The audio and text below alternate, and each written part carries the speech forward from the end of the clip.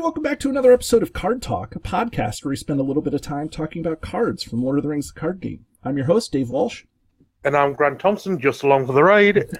And today, we are excited and ecstatic to have with us somebody whose name you probably don't recognize proper when you call him Dan Poage, but he is on Discord and is known to the community as Beorn, the big lovable bear. Well, big and lovable, kind of, if you go by the lore. But big and lovable in terms of how people play his card, I'm sure. But Dan, a.k.a. Beorn, welcome to the show. Thanks for having me on. Yeah, so for people who don't know who you are or what you do, why don't you tell everybody what you do and who you are? Cool.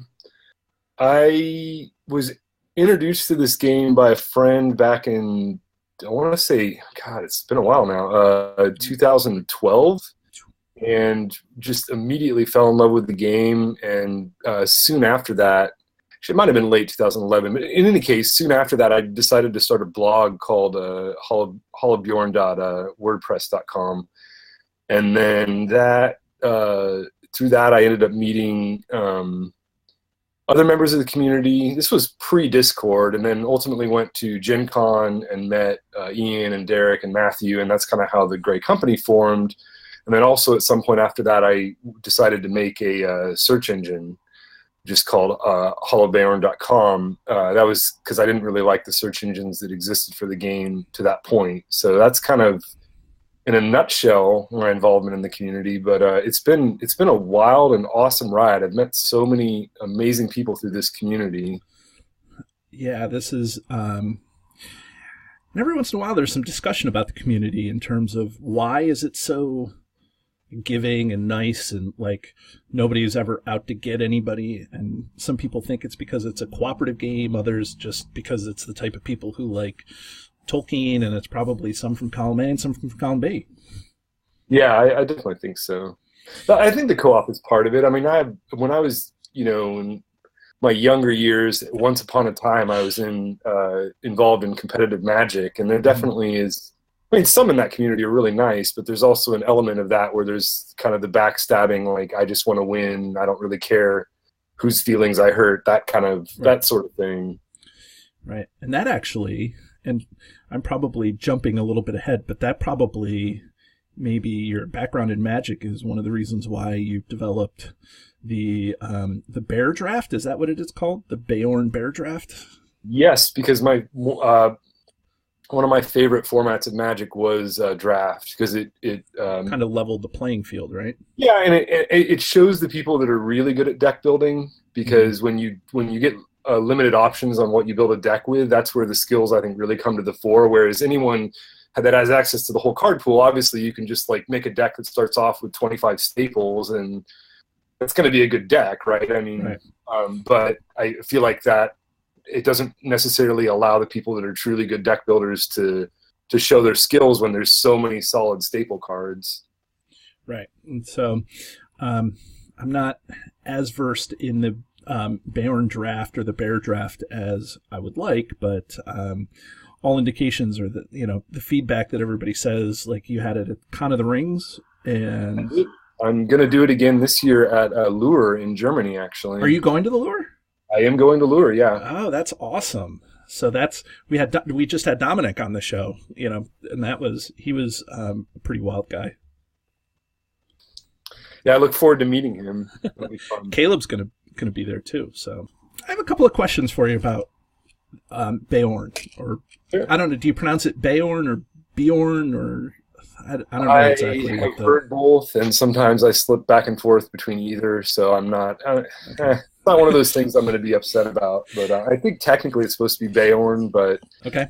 I sometimes say Bjorn, so it's all good. Okay, so I guess my question comes, like, you really have embraced the the Beorn thing, like it seems like you don't get to. I just checked out a couple of your most recent blog posts, and like you're still really active in that, like putting Beorn references and things like that. So, like, how did you fall into this?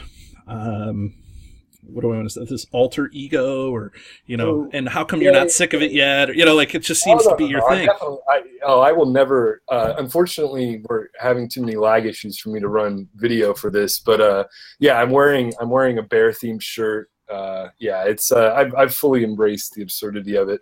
The answer to that question actually gets a little bit deeper into like my relationship to Tolkien and his writing, and why the game was so appealing to me when I discovered it in late 2011, early 2012. I've always loved Tolkien. My dad read me The Hobbit. Is like one of the first things I remember when I was a kid, is him reading that to me before bed. And I absolutely loved that for kind of the whimsical fairy tale nature of that story. And then as I got older, and more serious into reading,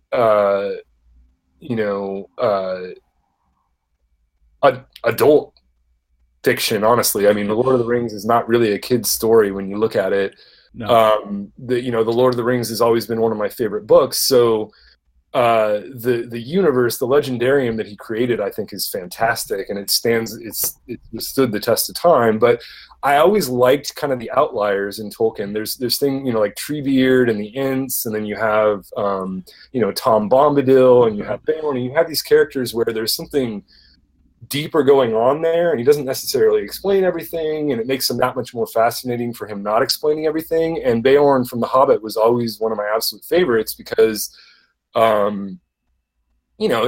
it's this crazy mountain man that transforms into a bear, and the way he shows up in the Battle of Five Armies and just wrecks shop, it's a very epic moment. So you can see on its face there's a lot of appeal to the character, but there's also something kind of like fun and fairy tale about that too, shape changers and all that sort of thing.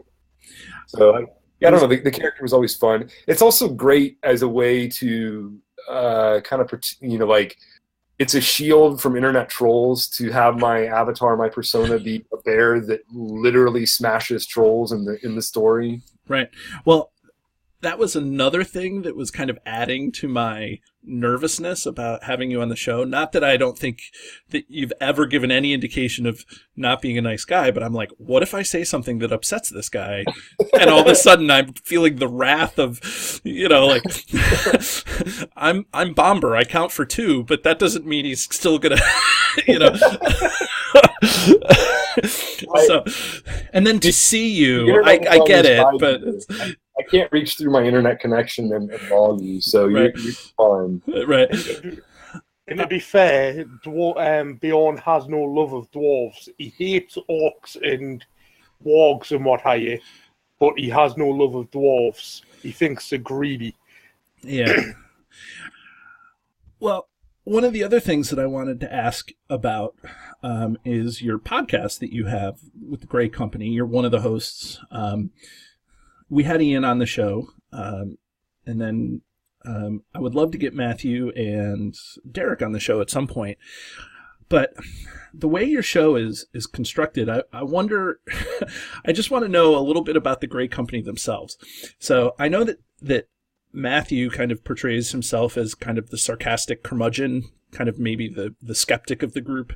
And then Ian is kind of he's like the Lego movie. Everything is awesome sort of guy, like as I'm re-listening to the book club, like that's what he says. This is my favorite chapters of the book. Like that's the first thing he says every episode of the book club. These are my favorite chapters of the book. These are my favorite chapters of the book. These are my and then there's you, who I feel like sits firmly in the middle of that. Like you're I don't know, like a realist. I don't know. Like you're curmudgeonly on some things, not mean at all, but just like I didn't really like this. But then you're also high on other things. Like, is that and I feel like Derek is kind of the glue that holds everything together and keeps the show moving along. Definitely the cat wrangler of the group. Right. And so was that intentional when you guys got together? Like, or was that just kind of the natural tone of how it goes? A 5-year plan where we took a giant sheet of graph paper and we plotted out exactly where we fit into the spectrum, our personas. We did personality profiles. Okay. I'm of course being entirely sarcastic. No, right. It's just one of those happy coincidences. I mean, it's going to sound very kind of cheesy to say this, but I'm most grateful of all the great things that have come out of playing this game. I'm most grateful for the amazing friends that I've made, and those guys are, regardless of where we are in our lives or what games we're playing or what our level of involvement in the community at large is, I know that those are guys that I'm always going to stay in touch with. We just really all kind of hit it off, And you're right, we do kind of, I guess it makes for, I mean, we wouldn't have stuck with it as long as we did if the show didn't work on some level, and it makes for a more interesting show that we're coming at it from different perspectives, Yeah, I mean, Derek and Ian they have like a lot of knowledge and expertise about a lot of the Tolkien lore, and Matthew can. He's like game player extraordinaire. He does all sorts of CCGs and all sorts of LCGs, and And he also provides a sanity backstop for us when we, if we fanboy a little bit too much, he can be like, well, let's. Right. I got through the episode where he was like, Tactics AON, garbage. and then he backed off of it, but not really. Like he was like, well, she's okay, but why not just use the spirit version of her? And then like that serves to ground the podcast in like, let's make sure that everybody isn't like up here when everybody should be kind of down here about, It's something I'm mindful of, and it comes up at work as well for me, is that I don't ever want to be in a room where everyone in the room agrees with me on everything. I think that being in an echo chamber is not good for any of us. So, in all sincerity, I like having someone that's going to disagree or give me a contrary viewpoint and make me think about things. Right. Yeah. I mean, it's the Grey Company is high quality work. I kind of put Cardboard of the Rings as the the news and the funny, and and they do good work too, and they they have a good time and they joke around and they do a lot of the here and now sort of things, and you guys are the very like introspective, and like you guys have a lot of high quality information as well. Like nerds. Sorry. Yeah, I put Grey Company and Cardboard of the Rings as kind of the gold standard of podcasts in there because. Oh, thank you. That's very kind of you to say. But yeah, we definitely intentionally wanted to set ourselves apart. We didn't want to just make. It's one of the things about making content in the community. You don't necessarily want to have too much overlap between what you're doing and what other people are doing, because. Oh, and I have a bone to pick with you, young man. I have a bone to pick with you about this. So I thought that I had something original here, and that Grant was coming along with me, and then all of a sudden I got to episode 15.5 of the Grey Company podcast. 15.5 of the Grey Company podcast is the episode on the Mirkwood Explorer that was spoiled for you guys and you guys only, and you were able to talk about that. And so you spent 15 minutes doing a deep dive on a single card. And we trashed it. It's not. This podcast is not original. No. I mean, nothing's original in the grand scheme of things, right? It's just that obviously is not the format of every one of our episodes, right? No. Well, however much I would love to sit here and talk to you about all the awesome things you do for the community. This is Card Talk, and for the audience, we always let our guests decide what card that they want to talk about. And so, Dan. No, hold on. Right. I want everyone to guess what card I picked. Right. Out of left field. Okay, so pause the episode right now. Write down on a piece of paper. Oh, wait. Leave a comment below. Right. Send an email to cardtalk2018@gmail.com. Guess which card Dan picked for his. I will say that as our episodes have gotten more numerous, I won't say more popular, but more numerous, the card pool is shrinking for the ones that people can pick. So, we do ask that you pick a new card. Anyways, that doesn't really matter because, Dan, which card did you pick? I chose Hero Beorn. Okay. Shocking, for sure. What a shock! Yeah. He was released in the Hobbit Overhill and Underhill, I guess Saga box is the right way to call it. Yep. So 12 threat cost, tactics hero, 0 willpower, 5 attack, 1 defense, 10 hit points. What? Bjorning and warrior trait. He has Sentinel. He cannot have attachments. The bear does not want to wear anything. He does not. Immune to player card effects, and then he does not exhaust to defend. Well, it's what do you think? Yeah. Quite a card. It is quite a card because, well, I'll say this and then I'll let you talk about the card and then Grant can jump in whenever. But I think it matches, like you said, it captures Beorn and who he's portrayed to be in the books, in the literature. So, but what do you think? I mean, there's two tracks I can take on this, and it's a sign of excellent design that you can look at it mechanically in all the ways that it's awesome mechanically, and you can also look at it thematically, and it's also awesome thematically. So I'm going to sound a lot like Ian on this, where this is one of my favorite cards in the game. Mechanically, one of the things about this card there's a couple things that are about this card that are amazing. It's such a statistical outlier for the entire card pool. I mean, you look at, there's no other hero. I don't even think there's a hero at this point with like a printed 4 for attack. So no, you're correct. There is no hero with a printed 4 attack. There we go. Yeah. So he's like 3s are kind of the standard for tactics heroes. 3 attack is I think almost all tactics heroes have either 2 or 3 attack. And he's just such an outlier. He's incredibly powerful right off the bat. I mean, even if you took away some of the other amazing abilities he had, just having a 12 threat cost hero with 5 attack, he means that from the moment you start a quest, you're going to be able to kill stuff. Right. Which is really, really valuable, because one of the things about this game in terms of the pacing is there are many, many quests where you cannot afford to leave too many enemies around, or after you engage an enemy, you want to be able to kill it quickly. Mm-hmm. Obviously, the Dunedain archetype is an exception to all the things I just said, but there's also a reason why you don't really play Beorn in the Dunedain archetype. He's much more about killing things. Right. Not so much about just hanging out with enemies. So he's just statistically such a 10 hit point pool is twice as much as what any of the other heroes have, right. Or more. Obviously, the 1 defense, you're like, oh, his primary task is defending. He's only got 1 defense. Well, that's why he has the 10 hit points. Is it's really more of a war of attrition there, where you're defending with him multiple times and he's taking damage each time. And this is where we get into the other side of it, where thematically he's awesome because he's not dodging, right? He's just a giant, massive bear taking arrows, taking hits from all sides, and his hit point pool is getting, whittled away at, but in the meantime he's just slaughtering everything. So right. It's not like awesome.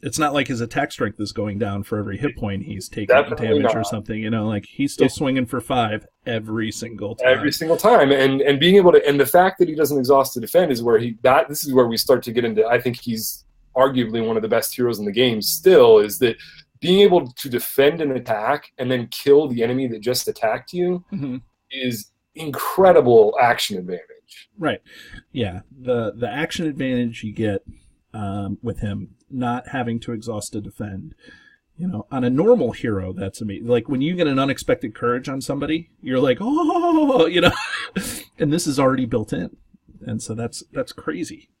And when he first came out, he was good. But one of the things that's happened in the in the interim is that there are some events and some allies and even a couple of attachments that really make him that much better. And obviously the attachments don't go on him, but there's just supplemental cards that have made him. His downside is that because he's taking all this damage from defending, and you want to defend with him because he's got Sentinel and doesn't exhaust, you reach a point where you can no longer defend with him, and because he's immune, you can't heal him. There's really nothing you can do to him while he's in play to directly benefit him. But this is where the game has done an awesome job of, there's all these supplemental cards that you can do to mitigate his downsides. Right. You were saying that there's stuff out there that helps people when you're building a Beorn deck, so you're the expert. What are those things, and how do you use them? I'm such a nerd about him being my favorite character that I made a category on the search engine where, so if you go to player categories, there's Beorn support is a category now. If you search on that, I'm just going to go down the list of the results on that. Like Honor Guard, Entangling Nets is another one because if it targets an enemy, it doesn't target him. And Honor Guard targets the damage and not him. Honor Guard targets the damage, not the hero. Right. Or not the recipient of the damage. Landreval is one because it's when a hero dies, you bring him back, but he's out of play when he's dying, so you can do that. Fortune or Fate, same thing. You're choosing a hero in a discard pile because it's important to clarify with his immunity that he's only immune while he's in play. Right. So in the case of Landreval and Fortune, he's out of play at that point, so you can target him again. How about Houses of Healing in the same vein? Houses of Healing, likewise. Dory is another one where you're reassigning damage that would be dealt to one place. Dory's targeting the damage and reassigning it to himself. Close Call just straight up cancels damage. Vigilant Guard redirects damage. Keep Watch is a side quest where when it's in the victory, all non-unique enemies get -1 attack. That gets into this is starting to get into the area of his support cards that I think are awesome. And is when there's global that's giving a reduction to multiple enemies, that has crazy synergy with Beorn because, like in the case of Keep Watch, if all non-unique enemies get -1 attack, and I like in a quest like Massing and Osgiliath, I've got a ton of like 2 attack enemies all lined up. Right. Well, suddenly now they're 1 attack enemies, and Beorn, assuming they don't get bad shadows, can block an infinite number of those enemies. Right, because he's not going to exhaust to defend. In the Shadows is another one. No one really plays this card, but it's that's the Hobbit and Ranger card where you're lowering the attack and defense of all engaged enemies. Not nobody plays that card. It's kind of a weird card because it's a Hobbit build card, I think. Well, it's a Hobbit card where you want to be doing a ton of attacking, and I just haven't seen many Hobbit decks that want to do a ton of attacking. Like wait till Tactics Bilbo comes out soon. Right? There we go. It's just kind of a weird fit because it's affecting multiple enemies, but a Hobbit deck is not like a Dunedain deck where you want to be engaged in multiple enemies, so it's kind of a strange card. But it could possibly work in a Dunedain deck because most of the Dunedains have the Ranger trait. Yeah, it might. I mean, that's true. You could run 3 Rangers and run this. I just it's 3 cost unless you're running all Rangers and or Hobbits, and then obviously the cost goes down. Right. I don't know. It just doesn't seem kind of an awkward card. Right. But Horn's Cry, on the other hand, I think is one of the best things to run with Beorn, and I have some truly epic games with Hero Beorn and this card. One of them in particular, so Horn's Cry is a 2-cost tactics event. All enemies get -1 attack until the end of phase. The Valor action, though, is choose a player. Each enemy engaged with that player gets -3 attack until the end of the phase. So the epic play was against the I want to say was it Dream Chaser cycle that had the quest where it was all spiders? I can't remember. I can't remember which cycle. It was one of the ones in the past. It was either that or the Harad. It might have been the Harad cycle. Anyway, there's a quest where you have like the Spider Queen, and then she's got a bunch of spiderlings. And in one of the later rounds of that, my deck was at 40 threat exactly. And I dropped Horn's Cry and obviously chose myself because I was playing solo. So all engaged enemies had -3 attack. Well, Beorn was sitting there, and I had it was a stage where a bunch of new enemies come out, and because my threat's at 40, they're all coming to me. So I had 4 or 5 engaged enemies. None of them did any damage, and Beorn blocked every single one of them. Right, and that's I take it back. I think the Spider Queen maybe did 2 or 3 damage. Yeah, but it's not. He basically blocked 5 or 6 times, took a little bit of damage, and then swung back and helped kill the boss enemy. So Horn's Cry is an example where if you think about Beorn creatively, because he's not exhausting, if you can do a global attack reduction to multiple enemies, right, it's just incredibly powerful to do that with Beorn because he's going to block multiple enemies. Right. What's the Marksman of Lorien, who, when he comes into play, gives a character -2 defense? Something along those lines too. Not that's for one round. Things that affect enemies and not boost the hero. It's flipping kind of that attack dynamic on its head. So instead of buffing your enemies, let's nerf the hero. Or sorry, switch Buffing that. the hero, Yeah, right. Buff nerf the enemy and instead of buffing the hero. That's what I meant to say. And the newest one from Withered Heath is Beorn's Rage. Same thing. It's a one-shot event where after a Beorn character is declared as an attacker or defender against an enemy, that enemy gets -2 attack, -2 defense until the end of the phase. Right. Totally works with Beorn because you basically say after he's declared as the defender, weaken the enemy, and then he can and not only does it weaken their attack against him, but then on the counterattack, they're also because it's until end of phase, so it really is effective when you've got, it also works with Grimbeorn for the same reason, is that you're defending and attacking with the same hero. Right. And that's where that action advantage comes into play. Yep. And so, I don't know, a couple months ago we had Chris Stanford on the show, C-Stan, right? And he's high on Irrestore and Irrestore decks. And, when you hear him discuss Irrestore and how, it's funny because you're talking about Beorn in the same way he's talking about Irrestore, because there's the stuff that the players see that's easy to kind of pick up on. Not easy, but, oh, how can I take advantage of this? He doesn't exhaust to defend sort of thing, how can I do that? So Tactics Aragorn, I'll pull enemies toward me, Scorpigorn, I'll take advantage of this thing. But when you're talking about it, you're saying, well, how can I take advantage of it on a much deeper level? And that's when you get into like next level deck building is, and you don't have to necessarily build a deck that has all those little tricks and toys. But if you're going to have a hero like Beorn in the deck, you better have some of that stuff in there to take the best advantage of him. He's a 12 threat cost hero, right? Like there's a real cost there, and there's obviously the opportunity cost of it. If you're including him as your attacker, you're not including someone like Tactics Aragorn, most likely, or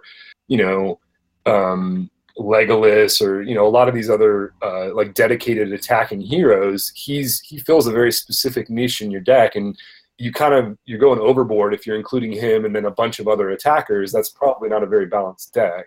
Right. That's the other reason, by the way, why I love Beorn as a hero is I play more multiplayer now than I do solo, because we have an Austin Lord of the Rings group that meets weekly. And I was gonna ask you about your Austin group, but then I was like, we'll save that for the next time you come on the show. But you're still doing that, and it's still going strong, right? Yeah, it's still going strong. Good. And one of the things that's you always love when someone brings a Sentinel hero to the table in multiplayer. That's just straight off the bat. It's one of the most powerful keywords in multiplayer is Sentinel, because maybe the questing deck just wants to go all in Power Quest, and they don't want to worry about the obnoxious enemy that auto engages as a forced effect, right? And that's where Beorn goes, oh, I'll block that for you, and then we can worry about killing it with ranged or other player card effects, or Ally Gandalf is really good at blowing enemies up that are in the wrong spot. Right. There's lots of ways of solving that, but having Sentinel means that decks that are not designed to deal with combat, or maybe it's a bad timing where they're not ready to deal with combat that round, Beorn is great, especially in the early game, at stepping in and taking that defense. And then you as the person that did that, you're not losing out on an attacker when it comes time for that, again, because he doesn't exhaust. So he's such a utility hero. He does so many things well. And then also the 10 hit points, even if a quest just has a bunch of archery, like being able to soak a few early when other people don't have enough characters out to soak archery is right. Somebody's running a Sylvan deck, you're like, oh, I'll take it. Yeah. Exactly. Do you ever? And I mean, that's where those high cost events that allow you to bring him back, or land revolve, are really nice. Is maybe you soak all 10 and then you just bring him back out with a fresh set of hit points. Right. Do you ever find cases where Beorn is overrun? Yeah, for sure. Okay. I mean, if you don't get the support cards, and your starting threat can be really high in a Beorn deck, especially if you're running I run a lot of mono tactics decks lately. That's been kind of I really like that the card pool has expanded to the point where mono tactics, Tactics Aeon was kind of the tipping point where now you can run a mono tactics deck that can quest, can attack, can defend, can cancel shadow cards. You don't have healing, but you kind of have an analog in Honor Guard to be able to do damage prevention. So you kind of have like a lot of stuff covered but you can definitely get overrun in those sorts of decks because you're starting with a higher threat. You're expecting that Beorn's going to do some of the early defense, but you want to have other stuff in place so that he's not the only one defending, especially in quests like Fire in the Night where you have a boss enemy that's massive. He's not going to block a dragon turn after turn after turn. You need some other kind of defense, but if your deck fails you and your alternate defenders don't show up, then yeah, you can absolutely get overrun. Right. Grant, I'm going to toss it to you. What do you think about all this with Beorn, both the person and the card? Oh, wow. Well, the person I have a great respect for, and the card I also have a great respect for. When he first came out, it was just after me and my dad started playing that Ovile and Underhill came out, and we were playing digitally, and I took Beorn through the Mines of Moria with all those goblins, with lots of weak goblins that Beorn smashed with a paw, and it was quite fun. Thematic in the sense of he hates goblins, so taking a giant bear underground, I'm not sure how thematic that was, but smashing goblins is always good with bears and Beorns things. And I don't play Hero Beorn as much as I used to. Well, you've been into kind of the Grim Beorning Skin Changer pull out ally Beorn, right? Like that's been your new hotness. Right? Yeah, I've been working on a deck that's focused on Grim Beorn, Hiagon, and Theodred, which focuses on pulling out the Beornings and just basically getting Wild Bear out after Wild Bear, just for a laugh. Right there. Right. Yeah. But I've got to say, I think for the past 2-3 years, I haven't really played much with Beorn Hero. It might be something I'll go back and look at with the new support cards of the Beornings. So, and you can search it on Hall of Beorn. Apparently, you can search all those support cards. Yes, I've already got it up. And I was gonna say, I bet you there's no like Sylvan support cards for the slippery Sylvan deck that we got going on. But. Not yet, David. Yeah. It's called Beorn. Oh, Hall of Beorn, right? It's not Hall of Celeborn or Hall of the Sylvan Hall. That stupid quest that we were playing 2-player the other day. What was it? The light in the forest or whatever. We were playing Lost in Mirkwood. Yeah. I don't know. It's got the forest. I don't know. Whatever. But no. This card is very thematic. I think the card does Beorn justice from the books. And is there going to be another Beorn? I hope so. What do you think, Dan? You're hero or ally? Are you just asking me? Yes. I don't know. Like, like an ally would be really intriguing in an off sphere, especially if they stuck with the same cost, same stats, but different ability. That would be an interesting route to go because with the skin changer. I too immediately made a Grimbeorn deck when the hero came out, and I was super excited when that was spoiled. And that is a tremendously fun archetype, but obviously that's one of the downsides of the heroes. If you're running Beorn Hero, you can't go, you can't run a couple copies of the ally deck and go fishing for it. Right. But yeah, so it's a different deck. But Grimbeorn is kind of at the heart of that, and then I'm running very much like a Beorning deck, and you're going and getting him out. But I think it would be interesting because the Skin Changer does not care about spheres; it just cares about the trait. You could actually do I don't know, leadership ally Beorn, or I don't know. Is there a leadership? There's.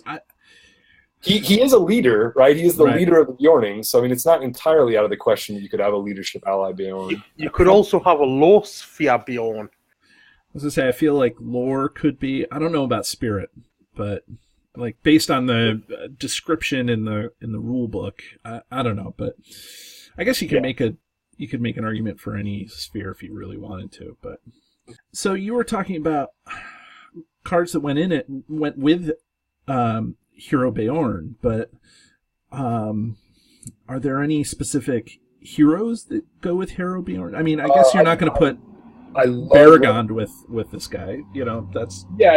Baragond would be an example of, I think, a really bad fit, unless you were going for the I defend everything deck, which right.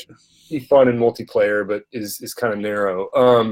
No, I like making balanced decks where even if I'm making them for multiplayer, I want them to contribute to multiple aspects of the game. So a great example of a hero that pairs really well with him is Mablung. Hero Mablung is one of my favorite tactics heroes in general, but obviously, yes, the Sentinel means you can defend across the table, but I also have 5 attack and it's not range, so I want enemies engaged with me for him to kill, or you're wasting a good chunk of his stats. So I want to pretty much every round be pulling an enemy so that he can eat them. And if I'm pulling enemies, Mablung is a great way to have resource acceleration in tactics. Yeah, I was going to say, tactics resource acceleration is few and far between. You usually have to splash in something, leadership or maybe a lore or something or other to try to get some. Another hero that I pair with him quite often is I either go with a lore so that I can get access to things like like Dory and then some healing, so that I'm kind of redirecting. I might use Dory and like Vigilant Guard to redirect some damage to other characters that would have gone to Beorn, and then I'm going to heal it off with Wardens and Erath and whoever else anyway. And there's lots of lore heroes that are good choices for that. Or if I'm going to go mono tactics, I'll go with Eowyn. And the other nice thing, there's another card that actually works with Beorn in an interesting way, is if you have Eowyn for the Rohan trait and Mablung for the Gondor trait, you get access to Oath of Eorl. And Oath of Eorl is awesome with Beorn because Oath of Eorl changes the combat order, so it lets you attack before defending. And having a 5 strength attacker that goes first is, let's just say, that's a lot of fun. Now, the other one of those dual traded events that actually also works with Beorn is Proud Hunters. I want to say it's like Ranger and Noble. Yes. Which, and if you're going with my ideal mono tactics Beorn lineup, it's Mablung, Tactics Eowyn, and then Beorn. And Mablung has Ranger and Eowyn has Noble, and so you have Proud Hunters, and then after he kills something, you can actually add resources to his resource pool, which is another kind of weird way that the game interacts. Is resource pools are not the same as the heroes. So as sounds, you can actually respond to Beorn killing something and add resources to his resource pool with Proud Hunters. Let's say, I'm a newbie and I want to use Hero Beorn because I just got my Underhill and Overhill box. Like, what sphere am I going to run with him? Am I going to run Spirit because of the willpower? Or Spirit with him, and it's not to say you couldn't make it. There's a couple good Spirit decks actually that run him. I think. I guess the thing to say is that at this point in the card pool, with over 2,000 player cards, you can probably construct a deck that's going to work no matter what. But that said, here we go.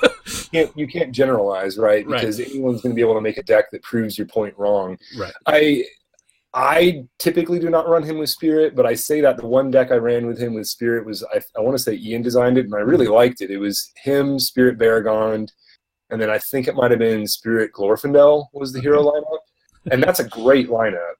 And I think there might be others where like you run him with like Spirit Círdan and then some allies worth using Narion or whatever. So there's options, but the reason why I typically am going to go either tactics alongside him or lore is that I don't like throwing him out there and then ignoring his pros and cons. If I'm going to play him, I'm going to really go kind of heavily into that strategy, and that's where the lore route gives you, between Vigilant Guard and Dory, it gives you multiple ways to redirect damage that would go to him.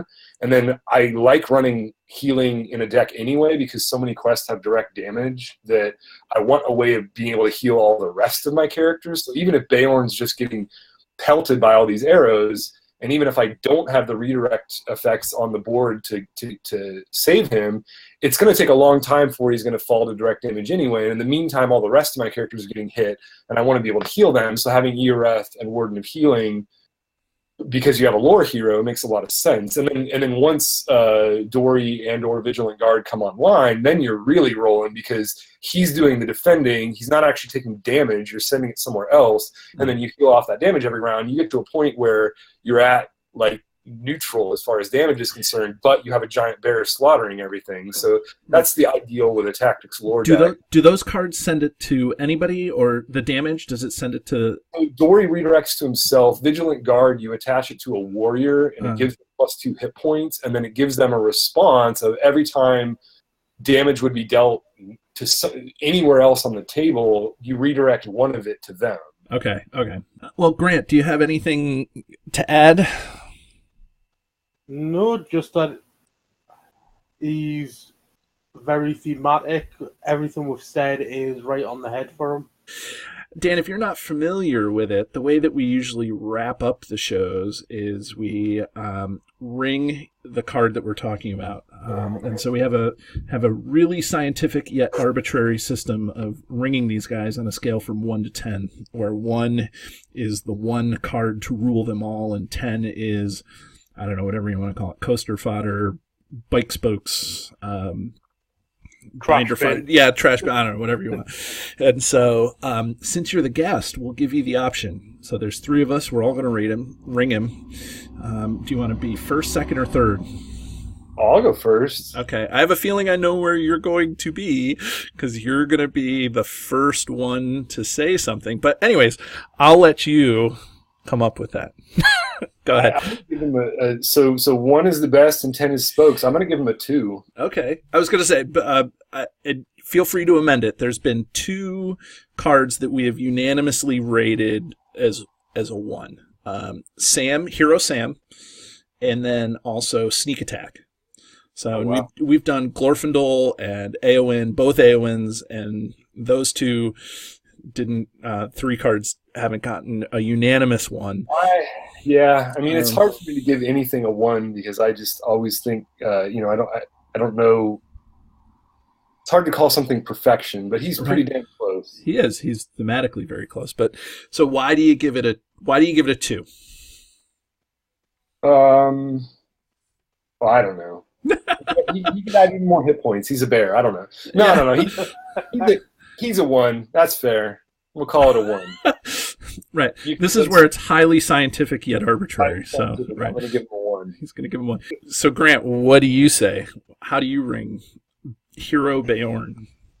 I like the fact that he's thematic. I like the fact that he's an all-round powerhouse, but I don't use him all that much, mainly because of the fact that he can't be healed without tricks and shenanigans. So I'm giving him a 6.